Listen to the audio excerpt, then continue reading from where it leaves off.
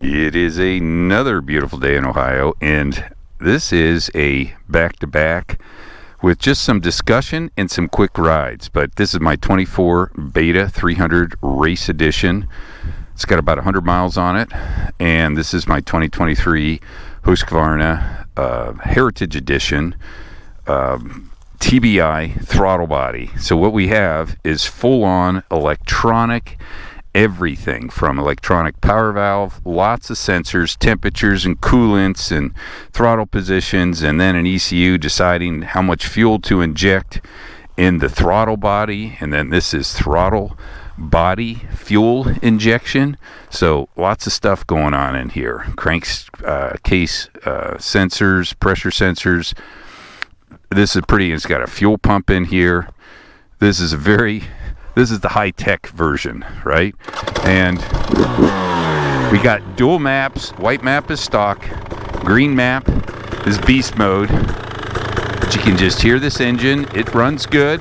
I know some people have had some issues with TBIs. This one's been good for about 20 hours. I do have the updated map last late summer, but it ran good from day one. It didn't really change much. It's always run good. And then we have the mechanical. And this bike, this engine might be the quietest 300 engine. Simple carburetor, Kaheen, Mototacenary V-Force 4 reeds, mechanical power valve.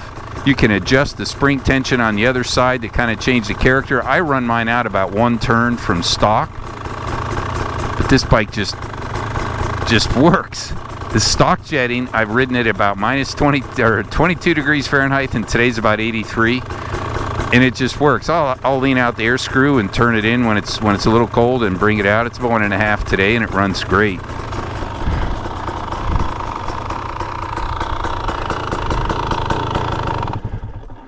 So the power character is very different on these bikes. This one's 55 horsepower at the rear wheel. I've never seen a dyno run on this one. It's significantly less. It's probably closer to the XCWs, maybe 45 or something like that, but the torque is really nice. And that may be the easiest way to kind of demonstrate it.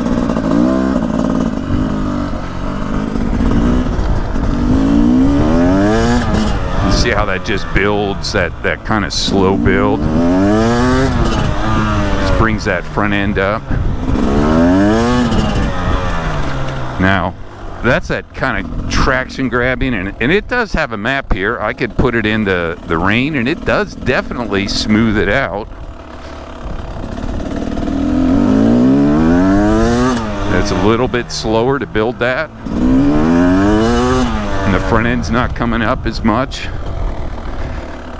But who wants to run that map? It's not as fun.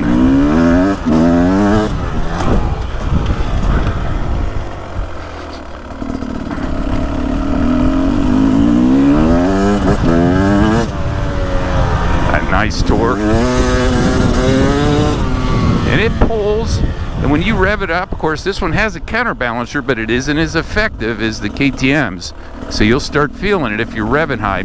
Probably more through the foot pegs. I don't really notice it so much at the handlebars.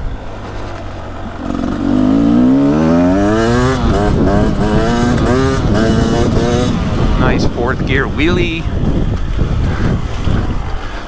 And it has that kind of beta smoothness to it, just a full flywheel feel. Now, super easy to ride.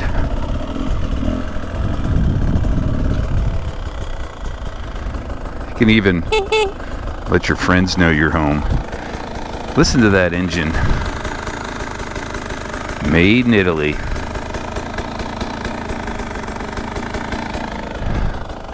All right, let's try the beast.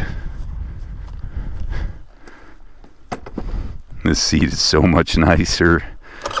Beta did improve the seats for 24. They're getting better. Now, right away, this thing revs quicker, and there's no vibration compared to that one. Put it in second and roll on. Oh, see that? It's got that kind of quicker, it's that quicker rev. Beta has that full flywheel feel. This is like, it's just instantly, and that's in the white map.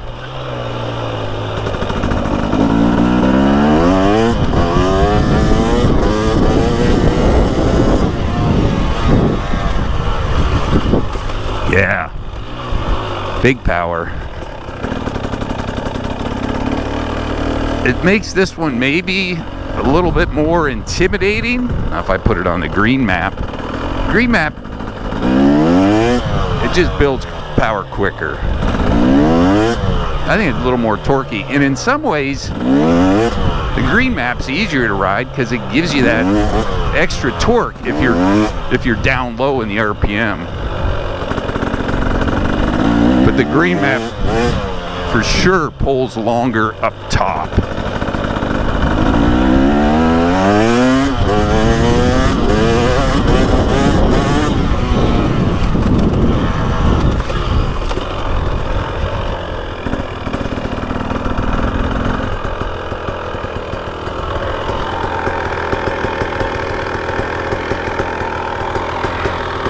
There you go. Fuel injection technology. Of course, you got to be splashing around to keep the fuel moving. But you can see this engine runs good. A lot more mechanical kind of clatter noise to it than the Beta, but boy, this has got incredible partial linear throttle response and torque.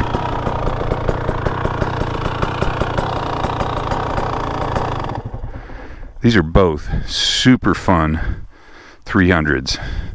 Easily my favorite. I really can't pick a favorite. I like the character of both. And we'll be doing lots more rides on both of them this year. So looking forward to that. Weather's finally getting nice here in Ohio. 2 big thumbs up. 300 smokers.